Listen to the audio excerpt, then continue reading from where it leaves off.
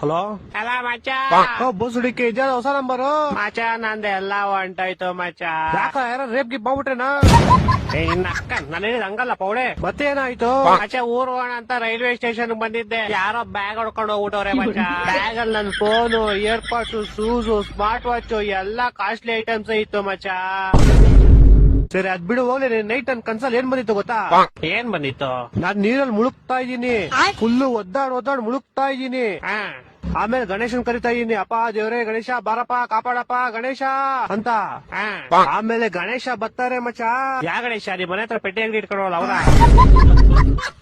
ಏ ಪೌಡೆ ಗಣೇಶ ಕಣೋ, ದೇವ್ರ ಗಣೇಶ. ಆ ದೇವ್ರ ಗಣೇಶ. ಆಮೇಲೆ ಬಂದ್ಬಿಟ್ಟು ನಾನ್ ನೀರಲ್ಲಿ ಮುಳುಗ್ತಾ ಇದೀನಿ, ಗಣೇಶ ಅವ್ರ ಪಡಗೋ ಡ್ಯಾನ್ಸ್ ಆಡ್ತವ್ರೆ.